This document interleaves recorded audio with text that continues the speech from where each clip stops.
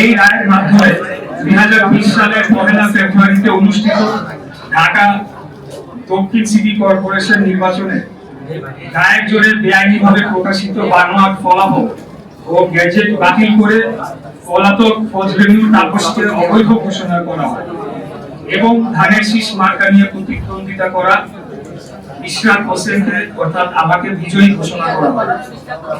এই রায়ের পরিপ্রেক্ষিতে 27 এপ্রিল 2025 সালে নির্বাচন কমিশন ইসি গ্যাজেট নম্বর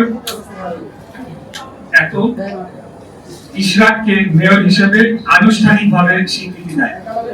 এই মাথা পরবর্তীতে গ্যাজেট ও রায় চ্যালেঞ্জ করে রিট দায়ের করা হয়। আমি এখানে গ্যাজেটের যে রিট দায়ের করা হয়েছিল সেই সংক্রান্ত কয়েকটি তথ্য আপনাদেরকে পড়ে শোনাচ্ছি। 14 মে 2025 গ্যাজেট স্থগিত চেয়ে হাইকোর্টের রিট দায়ের।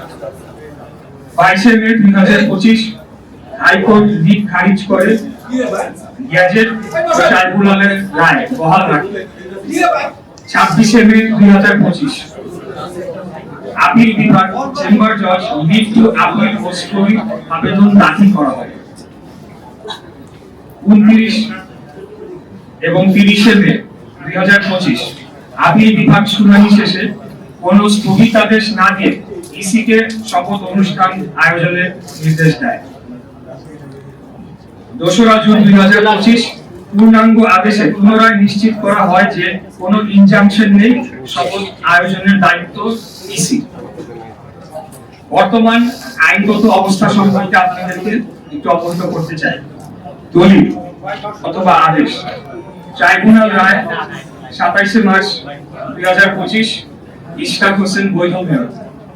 ইসি গ্যাজেট 27 এপ্রিল 2025 ট্রাইব্যুনাল রায় বাস্তবায়ন এখনো কার্যকর। হাইকোর্ট আদেশ 22 মে 2025 গ্যাজেট চ্যালেঞ্জ খারিজ, গ্যাজেট বহাল। আপিল বিভাগ আদেশ 2 জুন 2025 কোনো স্থগিতাদেশ নেই, শপথ আয়োজনের নির্দেশ বহাল। এই অবস্থায় সরকার এটিকে কোনো সমাধান না করার মধ্য দিয়ে একাধিক আইন ও সংবিধান লঙ্ঘন করেছে।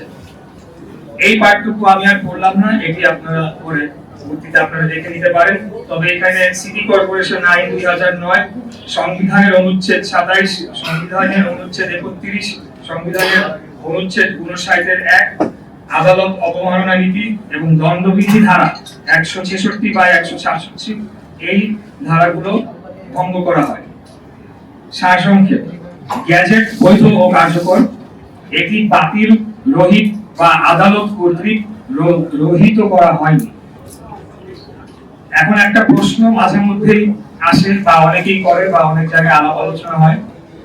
তাপস 2 জুন 2020 প্রথম বোর্ড সভা করায় 5 বছরের মেয়াদ 1 জুন 2025 শেষ। এতে কি 2025 সালের গ্যাজেট মেয়াদ উত্তীর্ণ বা আইনের ভাষায় ইনফ্রাকচুয়াস হয়? সংক্ষিপ্ত উত্তর হচ্ছে না।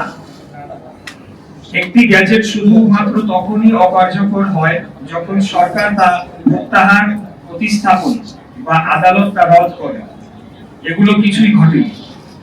ইনফ্রাকচুয়াস ঘোষণা আদালতের নির্দেশ।